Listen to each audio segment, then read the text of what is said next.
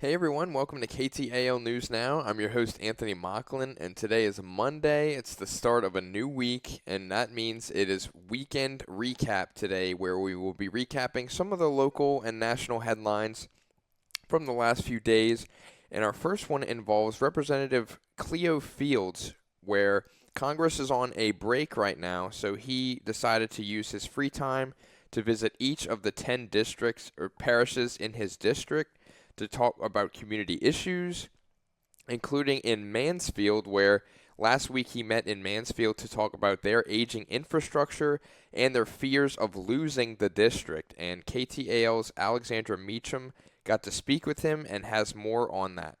The water of Mansfield worries residents after the city's system received a failing grade from the Louisiana Department of Health last year. Mayor Thomas Jones assures it's safe, but they need funding for pumps, faulty leaks, and overall upgrades. It's caught Congressman Cleo Fields' attention. And I've requested that some folk from the LDH come and because that's a real issue. You know, people deserve to have clean water. During his 10 town hall tour, he addressed people's fear of the federal government. People are not blind. They know that this bill took money from the poor and just gave it to the rich, the wealthy of the wealthy. Folk who've been showing up at District 6 town hall meetings are not happy about the big ugly bill. They're concerned about losing their health care. They're concerned about losing their nutrition benefits. Rural hospitals, I visit one today in Natchitoches. Rural hospitals under this bill will suffer. Advocates, lobbyists, and lawmakers fought and won a second majority-minority district they say represents Louisiana's black vote. The Louisiana Supreme Court mandated it. The legislature approved it. Then the state Supreme Court upheld it in 2024. A citizens group filed a complaint against it that now heads to the U.S. Supreme Court this fall. I just don't think that the courts will say, you know, that minority voters are just left to fend for themselves. But to fight about whether or not Louisiana is entitled to a second majority minority district, I mean, the population in this state is over 33% black. You know, everybody deserves an opportunity to elect a candidate of their choice. Now redistricting is a battle in neighboring Texas. Congressman Fields says he hopes the governor and president stand down to avoid a political Pandora's box. And who does that? I mean, who wake up in the morning and say, listen, I need 5 more Republican seats? Redistricting was never for Democrats or Republicans. It was for the people. And for the Texas governor to follow through, shame on him, quite frankly. And at the end of the day, if they do it in Texas, then they're going to do it in other states, and then it never stops. And Fields also warned of the dangers of the repealing of the Voting Rights Act, where the Supreme Court might strip more parts of it this year. And he cited Section 5 that was repealed in 2013, where the Supreme Court ruled that certain states with a history of voting discrimination no longer needed federal approval to change any of their voting laws. And the only thing that remains from the Voting Rights Act is Section 2, which prohibits districts discrimination based on color.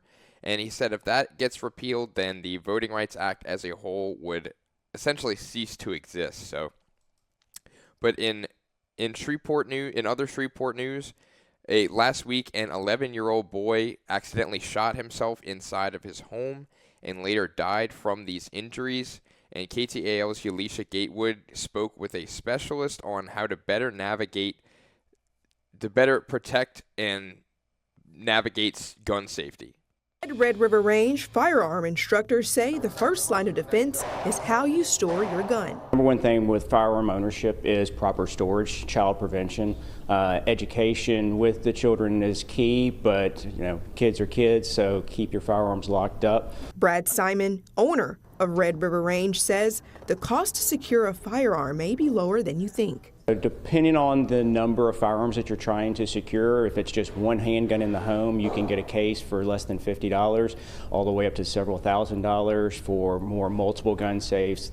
Training is also key to preventing tragedies, according to Brad. We offer our youth firearm safety class, which we talk about the 4 fundamental rules of safety. In our concealed carry class, we talk about youth prevention, access prevention, and then in just all of our classes, everything that we do, we stress safety. While some parents believe their kids may know better, experts say Number one thing is education, trigger discipline, keeping that finger off the trigger, keeping the firearm pointed in a safe direction. a few safety tips could potentially have a life-saving impact. Simon says it's about responsibility and knowing the safety rules. Number one is always treat a firearm as if it's loaded. Number 2, never point at anything you're not willing to shoot and or destroy. Number 3, keep your finger off the trigger until your sights are on target and you're ready to shoot. And then the last one is always know what you're shooting at and what's behind it. And the Red River Range has an armory project to safely store guns and in order to prevent injury. But in national news, if you've been keeping up with the Trump administration and what's going on in D.C., he assigned federal law enforcement to do a crime takeover of D.C. in order to prevent crime from happening and just crack down on it. But California Governor Gavin Newsom called out Trump as well as Representative Speaker of the House Mike Johnson, and basically called their crackdown BS. And he cited Shreveport's homicide rate in a podcast interview where he said that Shreveport has 6 times the per capita murder rate of San Francisco. And he also said that 8 of the top 10 murder states are red or Republican. And while this is true, the national homicide rates are down across the board, specifically in red states that have a high murder per capita. And that has been steadily declining since 2022, according to FBI data. And Trump said that along with the crackdown of D.C., cities like Baltimore, New York, L.A., Oakland, and Chicago could be next on the list in terms of sending federal law enforcement there to crack down on the crime that's taking place there. But the Washington, D.C. has recently filed a lawsuit against the federal government. They basically said that the U.S. government illegally declared a takeover of the Metropolitan Police Department, and they are, quote, abusing its temporary limited authority under the law. And Trump, the reason he did this was by invoking an emergency provision in the Home Rule Act, which states that he can temporarily have federal control over a city for a 30-day period. And in order to extend that period in any way, Congress must approve a joint resolution for any extension longer than 30 days. So I'm interested to see what ends up happening from that, especially with the lawsuit that was filed against D.C. and just how that's impacting the city, as well as if the federal government gets involved with any other huge city in the United States. So that's definitely something to monitor and keep an eye on.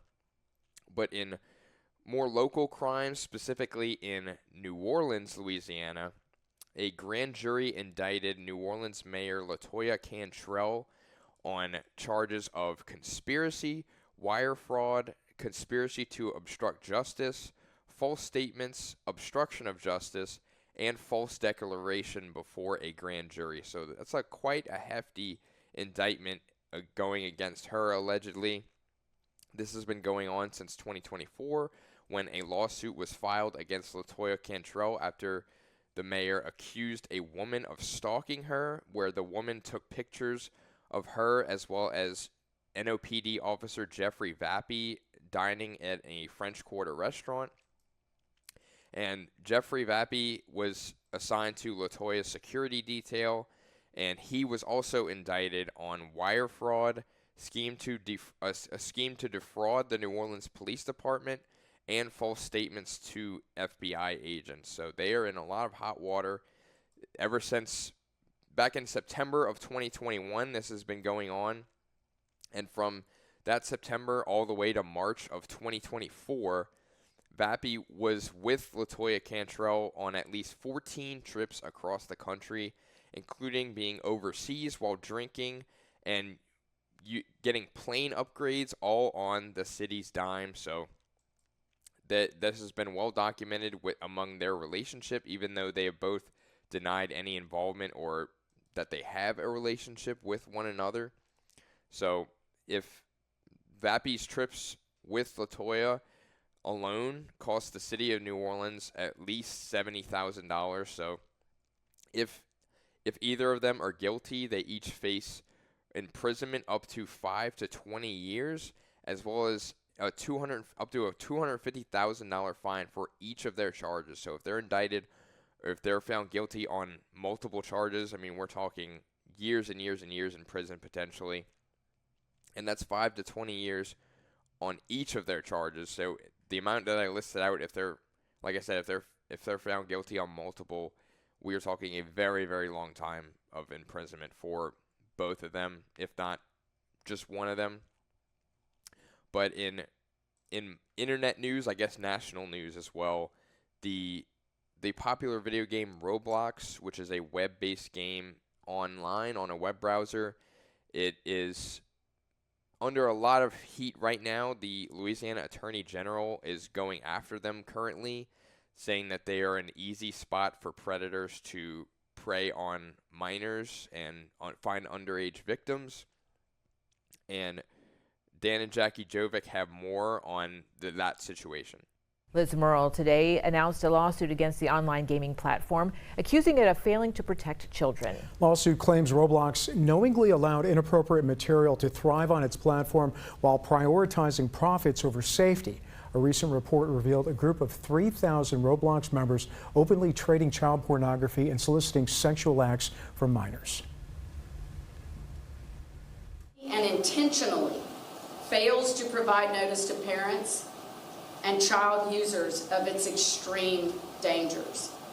And it created, curated, and perpetuated an online environment where child sex predators thrive, unite, hunt, and victimize kids. Louisiana law enforcement leaders say now that they've identified multiple victims, charges and arrests are coming. Roblox is wildly popular with more than 82 million users. And I don't want to end the show on a sour note, so we will be taking a look at the Cares Krewe recent efforts in the area.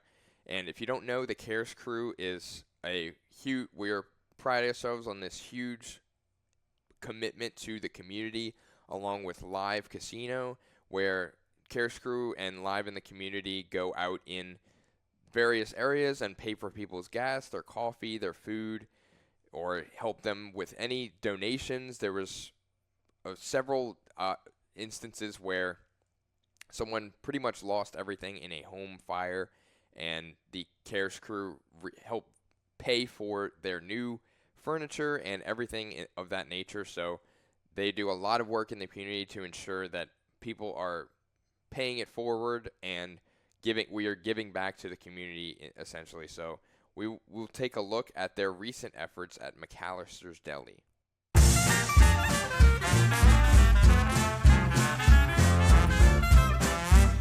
Live in the community with the Cares Krewe, and today we're taking over McAllister's Deli.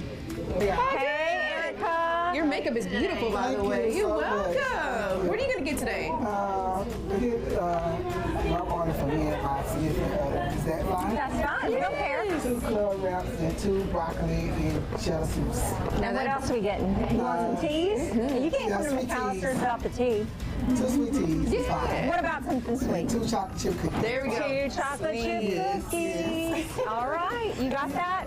Yes, ma'am. I surely did. So tell me, how's your day going? Right. Well so far. Yeah. Day. It's a great day? Yeah. Are you on your lunch break? Yes. Okay, gotcha.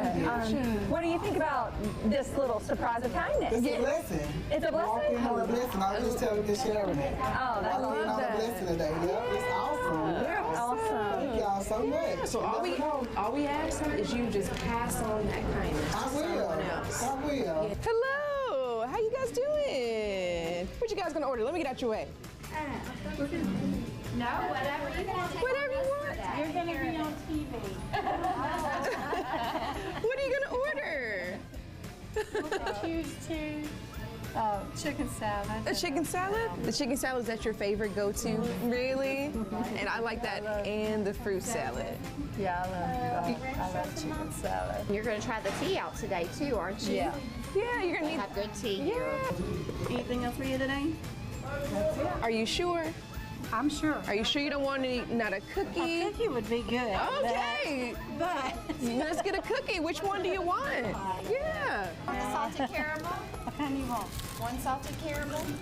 How does it feel to be able to have your lunch paid for today? It feels good. Awesome. Because usually I'm paying for other people. Well, look, today somebody's paying for you. Is it weird that I have to stand on my tippy toes to order because I'm just a little bit height challenged to the countertop? You know, I feel more confident up here, you know? Okay. If it's beeping at me, that means it wants me to take it out. So, all right, here's your cookies. Thank you so much. You're welcome. You're welcome. Well, look, you say you always pass on kindness and always paying for somebody else's food. So today we pass on some kindness to you. That. Yes, Thank you so you're much. welcome. Is this your mom? This is my mom. It's Mom. Well, it was nice to meet both of you. You're welcome. And it is. You guys enjoy your lunch, okay? you You're so much. welcome.